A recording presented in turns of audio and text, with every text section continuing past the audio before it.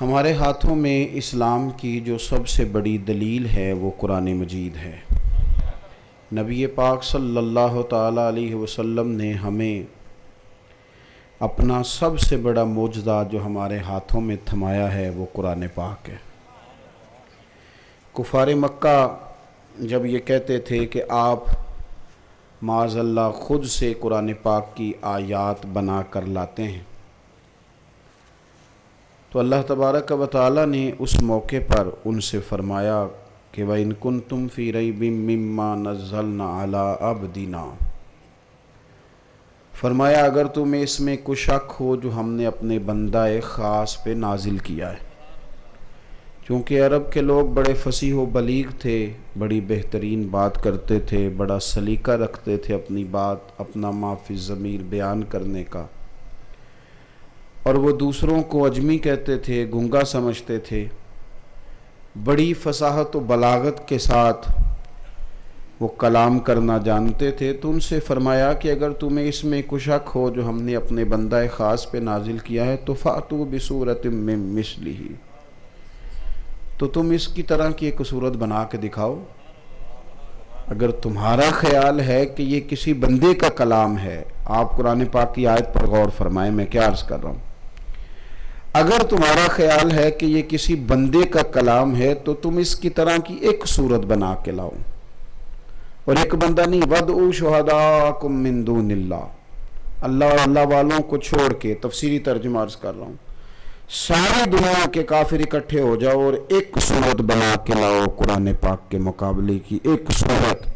اور نوجوانوں دیکھو میں کیا کہہ رہا ہوں، ایک صورت اللہ نے چیلنج کیا، کوئی ایک صورت اس طرح کی بنا کے لائے۔ صدیاں بیت گئیں، زمانے گزر گئے، اعتراض کرنے والوں کی ہڈیاں بھی قبروں میں گل گئیں، پر قرآن مجید کے مقابلے کی کوئی ایک آیت بھی بنا نہیں سکا۔ فرمایا لاؤ نہ بنا کے، اگر بنا سکتے ہو، ان کنتم صادقین، اگر تم سچے ہو تو لاؤ پھر۔ اگر تمہارا خیال ہے یہ کسی بندے کا کلام ہے تو لاؤ تم بھی اس کی طرح کی ایک آیت، ایک صورت بنا کے لاؤ۔ فَإِن لَّمْ تَفْعَلُوا، اور اگر تم نہ ایسا کر سکے، نہ بنا سکے، وَلَن تَفْعَلُوا، اور تم کر سکتے بھی نہیں، تم سے ہوگا بھی نہیں، فَاتَّقُوا النَّارَ الَّتِي وَقُودُهَا النَّاسُ وَالْحِجَارَةُ، پھر اس آگ سے ڈر جاؤ جس کا ایندھن آدمی اور پتھر ہیں، وَأُعِدَّتْ لِلْكَافِرِينَ، جو ہم نے کافروں کے لیے تیار کی۔ چونکہ ہمارے پاس ایک بڑی دلیل، مضبوط دلیل، سب سے بڑی دلیل قرآن مجید ہمارے ہاتھوں میں تھا، کافر عاجز تھا، قرآن پاک کا مقابلہ کر نہیں سکتا تھا۔ انہوں نے بڑی بڑی سازشیں کی مسلمانوں کے اندر، تو اگر وہ اتنی سازشیں کر سکتے ہیں تو وہ کوشش انہوں نے بڑی کی ہوگی کہ ہم قرآن مجید کے تعلق سے بھی کچھ کریں، لیکن کامیاب ہو نہیں سکے، اس لیے کہ اللہ کی تخلیق اللہ ہی کی ہے، بندے وہاں تک پہنچ سکتے۔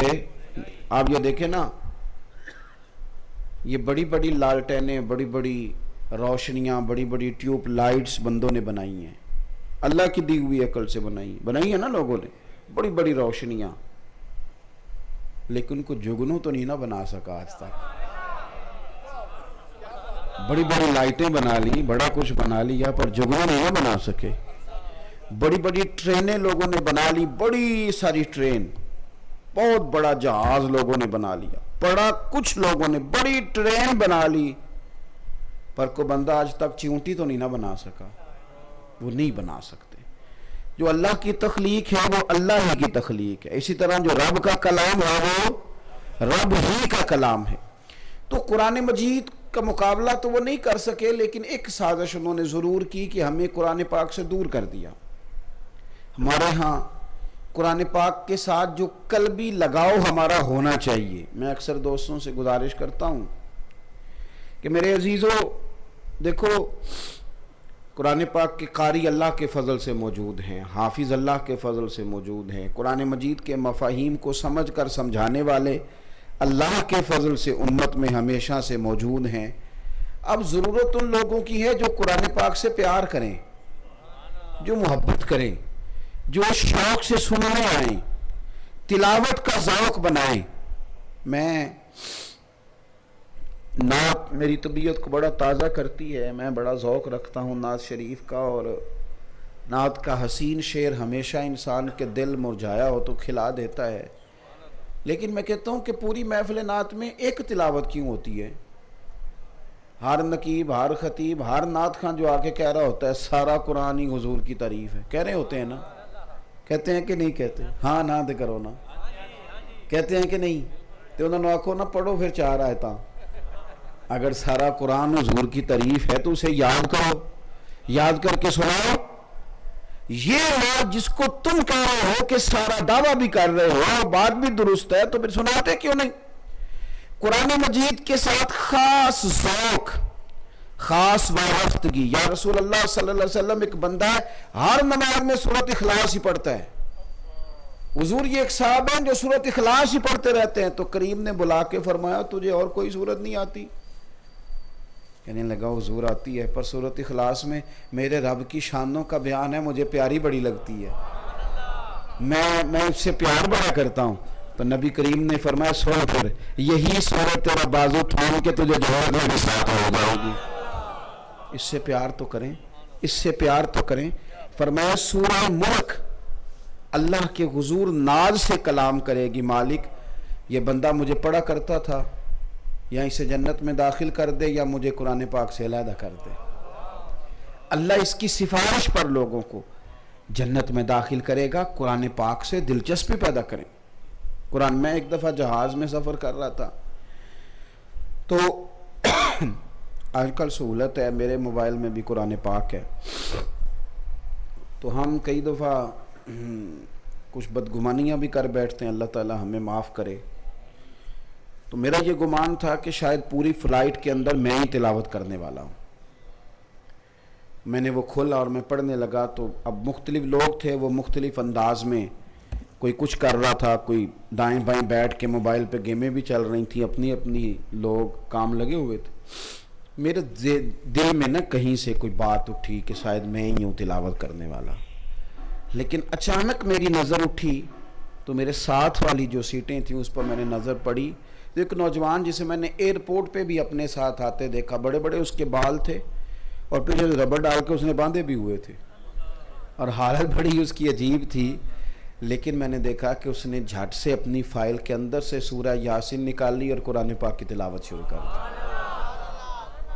بڑی دل کو تسلی ہوئی، اور میں نے اللہ کے حضور استغفار بھی کیا کہ یہ تو میرا گمان ہے نا، یہ تو وہ بات ہے جو میں نے درست نہیں سوچی، رب تعالیٰ کا کلام ہے، کس بندے سے اس نے اپنا قرآن پڑھوا لیا ہے، کس رنگ میں پڑھوا لیا ہے، کوئی کہہ سکتا ہے؟ قرآن پاک سے اپنی دلچسپیاں پیدا کریں۔ اور میں آپ کو کیسے عرض کروں کہ وقت ہم ضائع بڑا کرتے ہیں، ادھر ادھر کی کہانیاں۔ یہ چھوٹا بچہ ہے جس نے آپ کو قرآن مجید سنایا ہے، ابھی بہت زیادہ عمر نہیں ہے اس کی، بچہ ہے، تو اگر یہ سارا قرآن پاک یاد کر سکتا ہے تو میرا خیال ہے ہم بھی کچھ نہ کوئی صورتیں یاد۔ ناراض ہو گئے ہو؟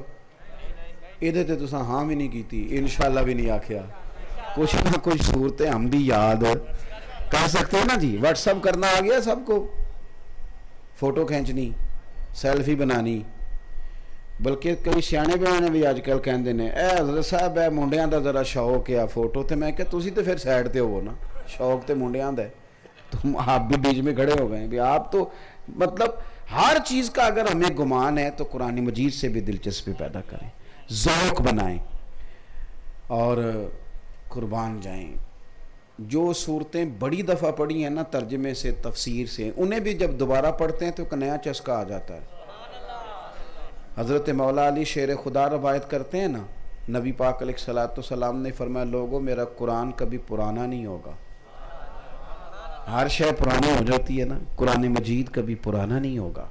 جتنی بار پڑھو گے، جس رنگ میں پڑھو گے، جس وقت پڑھو گے، قرآن تمہیں نیا ذائقہ عطا کرے گا۔ قرآن مجید کے ساتھ اپنی دلچسپیاں پیدا کریں۔ پوئم نہ سنیں بچے سے، اس سے تلاوت سنیں، اسے مطلب انگریزی کے جملے وہ فر بولے تو صرف اسی پر راضی نہ ہوں، اسے کہیں کہ پتر سورۃ کوثر بھی تو یاد کر لیں۔ اور یہ میں آپ سے عرض کروں کہ ایک تو قرآن مجید سے دلچسپی پیدا کریں، دوسری بات یہ کہ قرآن مجید پڑھنے والوں کی حوصلہ افزائی کریں۔ حوصلہ افزائی کریں.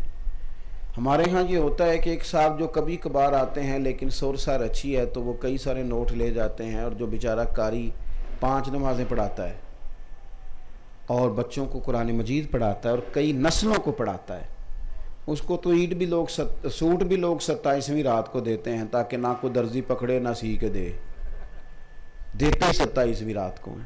اور پھر حساب کرتے ہیں. میں نے ایک صاحب سے کہا کہ آپ کتنی خدمت کریں گے اس امام صاحب کی؟ تو کہنے لگے تنخواہ دے دیں گے ساتھ کو 2-3 ہزار روپیہ دے دیں گے.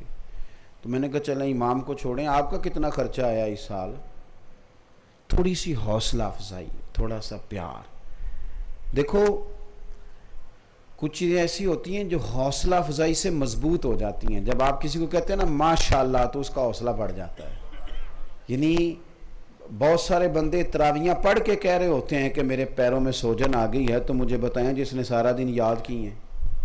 میں ڈھیر سارے ان حفاظ کرام کو جانتا ہوں جو تراویح کے بعد روٹی کھاتے ہیں, پہلے کھاتے نہیں, کہتے ہیں کھا لیں گے تو پڑھائیں گے کیسے, محنت کرتے ہیں. دیکھیں نبی پاک صلی اللہ تعالیٰ علیہ وسلم نے نا ہمیں ایک ذوق دیا ہے کتاب و سنت کا, اس پر ہمیں آگے بڑھنا چاہیے. اور تیسری بات آپ کی خدمت میں یہ عرض کرنی ہے کہ قرآن مجید کے مفاہیم پر, ترجمے پر غور کریں. قرآن ہم سے کیا کلام کرتا ہے؟ حضور فرماتے ہیں سورہ فاتحہ, رب فرماتے ہیں آدھی میری ہے آدھی میرے بندے کی ہے. آپ ان قرآن مجید کا ترجمہ یاد کریں, اور اس ترجمے کے ساتھ جب آپ قرآن مجید کو پڑھیں گے, سیکھیں گے, اس پر غور کریں گے, تو آپ کو محسوس ہوگا کہ جیسے قرآن مجید اصلاح ہی میری کر رہا, بات ہی میرے ساتھ ہو رہی ہے. جس طرح توجہ ہے آپ دوستوں کی میری بات پر, جس طرح کچھ سمجھدار آدمی, کوئی درویش آدمی کلام کرے نا کبھی اللہ کا بندہ, تو کلام اس طرح لگتا ہے کہ جیسے فقط ہماری ہی بات ہو رہی ہے, یہ مجھے ہی سمجھایا جا رہا ہے. عرب کے جو پکے کافر تھے نا, پکے, وہ بھی جب حضور تلاوت کرتے تھے تو غور سے سنتے تھے, کیونکہ وہ سیدھا جا کے اثر کرتا تھا نا, قرآن مجید سیدھا اثر کرتا تھا.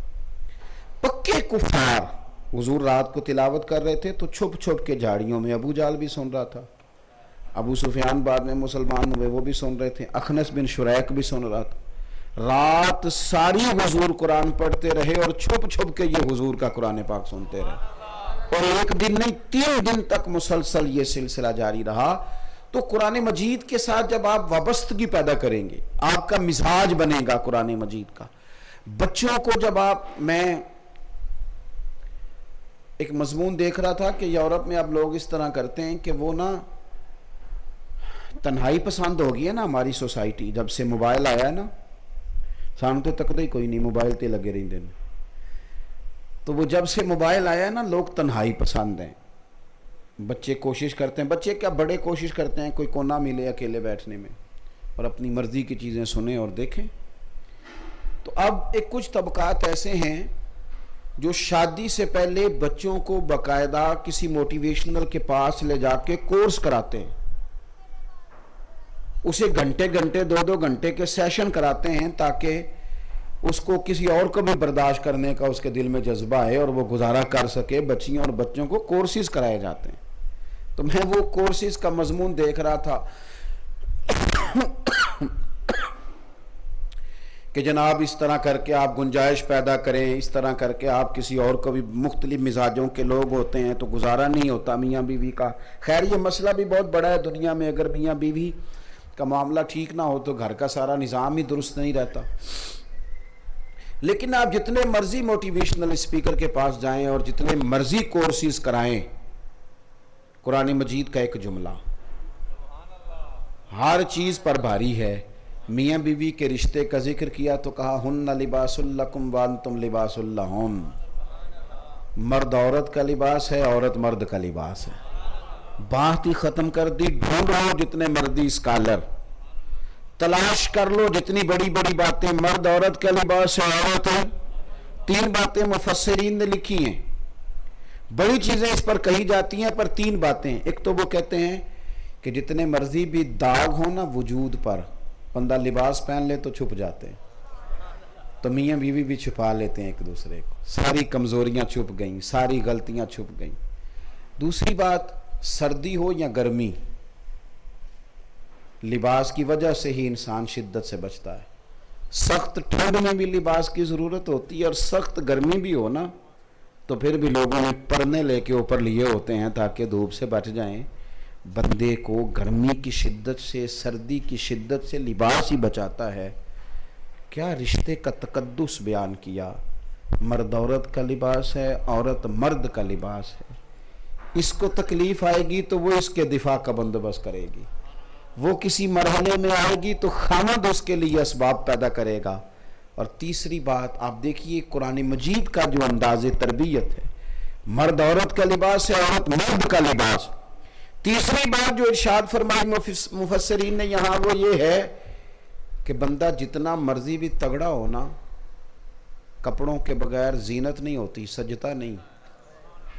کپڑے پہن لے تو بندہ اپنے وجود کے لحاظ سے اچھا لگتا ہے، اور جتنے اچھے کر کے پہن لے، یعنی وہ سفید لباس پہن لے، اس نے ویسٹ کوٹ پہن لی، وزردار محسوس ہونے لگ گیا. فرما دیا یہ میاں بیوی کا وہ رشتہ ہے کہ ان کی زینت یہ ایک دوسرے کے ساتھ ہے. تو قرآن مجید کو آپ جب پڑھیں گے تو یہ آپ کے ساتھ گفتگو کرے گا، آپ کے دل کی بڑی ساری چیزیں دھل جائیں گی. ہمارا ٹوٹتا بکھرتا خیالات کا ماحول ہوتا ہے. سوسائٹی میں لوگ عجیب و غریب وسوسوں کا شکار ہوتے ہیں. بچے کیا سوچ رہے ہیں، کیا پنپ رہا ہے، مخالفتیں ہو رہی ہیں، رشتہ داروں میں لڑائیاں ہو رہی ہیں. کیوں؟ یہ ساری چیزیں تب پیدا ہوتی ہیں جب دل تھوڑے تھوڑے سخت ہو جائے نا. بندہ درویش نہ رہے، سادہ نہ رہے، درگزر والا نہ رہے، اس میں کہیں نہ کہیں کوئی انا آ جائے، دل اس کا سخت ہو جائے تو پھر وہ شدت پسند ہوتا ہے دوسروں کے بارے میں. تو ہمارے ارد گرد جتنے لوگوں کے بارے میں، اپنے رشتہ داروں میں، دوستوں میں، ہماری طبیعتوں میں جو سختی ہوتی ہے، اس کی بنیادی وجہ یہ ہوتی ہے کہ دلوں میں کہیں کہیں زنگ لگ جاتا ہے. میرے نبی پاک علیہ الصلوۃ والسلام نے فرمایا یہ ہر شے کو لگ جاتا ہے زنگ، ہر شے کو. تو کریم فرمانے لگے دل کو بھی لگ جاتا ہے. تو حضور کو دل کو لگ جائے تو پھر کیا کریں؟ تو فرمایا قرآن پاک کی تلاوت کرو، قرآن مجید کی تلاوت کرو. میں آپ سے گزارش کروں گا، میں نے رمضان سے پہلے جو یہاں درس دیا تھا تب بھی کہا تھا، پھر کہتا ہوں، ایک سپارہ کم از کم جو رمضان کے دن رہ گئے ہیں مہربانی کر لیں، موبائل سے جان چھڑا لیں. ایک مہینہ اتنا مقدس ہمیں ملتا ہے، کم از کم یہ 2-3 دن رہ گئے ہیں، اپنے آپ کو قرآن پاک سے جوڑیں. یہ جو ماہ مقدس ہے اس کا قرآن سے خاص تعلق ہے. شہر رمضان الذی انزل فیہ القرآن، یہ قرآن مجید نازل ہوئی رمضان کے مہینے میں ہوا، خاص نسبت ہے. اور سیدہ عائشہ صدیقہ رضی اللہ تعالیٰ عنہ فرماتی ہیں ہر سال رمضان میں پورا قرآن حضور حضرت جبریل امین کو سناتے اور جناب جبریل حضور کی بارگاہ میں زارا قرآن تلاوت کرتے. اور جو سال حضور کے وصال کا تھا 2 قرآن مجید نبی پاک نے سنائے. تو کم از کم ایک قرآن پاک تو رمضان میں ختم ہو جائے. لیکن اگر وہی کہانیاں رہیں اس مہینے میں بھی، وہی رہے ہم اپنی ہی موج میں، اپنے ہی رنگ میں، اپنے. مجھ سے دوست مسئلے پوچھتے ہیں، عمرے پہ جا رہے ہیں، حج پہ جا رہے ہیں، تو مسائل پوچھتے ہیں. تو میں ایک مسئلہ نا انہیں اور بتا دیتا ہوں. حج کی ٹریننگ ہو رہی تھی تو ایک صاحب کہہ رہے تھے پیدل چلا کریں تاکہ آپ کو آسانی ہو. تو میں دوستوں کو ایک نئی بات عرض کرتا ہوں، میں کہتا ہوں کہ 2 گھنٹے نا سارا کچھ چھوڑ چھاڑ کے مسجد میں بیٹھنے کا بھی مزاج بنا لیں. حج عمرے پہ جانے سے پہلے کو 2 گھنٹے بیٹھنے کا نا سکون سے مسجد میں بن مزاج بنائے، تاکہ وہاں جا کے آپ کو 2 سپارے تو روز کے پڑھ لیں. ورنہ پھر آپ لائیو ہی ہوں گے، وہاں سے لائیو ہی ہوں گے. فلانا بھی لائیو ہے، فلانے کی بھی فوٹو آ گئی، یہ ایئرپورٹ کی فوٹو، یہ اترنے کی فوٹو، یہ ادھر کی فوٹو. کعبے گئے، مدینے گئے، کربلا گئے، جیسے گئے گھوم پھر کے ویسے ہی آ گئے. پھر تو مطلب تصویروں کی زندگی میں آپ اور میں زندہ رہ جائیں گے. اس لیے خاص محبت کریں قرآن پاک سے. کل کی جو رات آ رہی ہے اس کو ضائع نہیں کریں. اور مغرب سے لے کر سارے کام ختم کریں، مغرب سے لے کر اپنے آپ کو ذہنی طور پر تیار کریں کہ میں نے ایک رات عبادت میں گزارنی ہے. تراویح بر وقت پہلے سے جا کے 5 منٹ بیٹھ جائیں، پوری 20 رکعت جماعت کے ساتھ پڑھیں. یہ بھی کافی عبادت ہو جائے گی. آپ یہ بھی یہ کام ہو جائے گا۔ اس کے بعد پھر جتنا موقع ہو، دیکھو میرے بھائی، میری ایک عزیزہ بزرگ بیمار ہیں، تو بچوں نے ان کے مل جل کے عزیزوں نے مینج کیا ہے کہ تو رات آج جاگ، اگلی رات پھر میں ان کے ساتھ بیدار رہوں گا، پھر کرتے ہیں کہ نہیں مینج کرتے؟ کوئی مشکل ہمارے اوپر آ جائے تو ہم اپنے لیے مینج کرتے ہیں، تو کوئی ایک رات عبادت کے لیے بھی تو مینج کر لینی چاہیے۔ چلیں آ جاتی ہے نیند، غلبہ کر جاتی ہے، پھر تھوڑا بہت وضو کر کے کسی بھی طریقے سے اپنے آپ کو تیار کریں۔ اللہ کے حضور دعا کرتا ہوں کریم مالک ہمارے حال پر رحمت فرمائے، قرآن مجید سے ہماری محبت اللہ پیدا فرمائے۔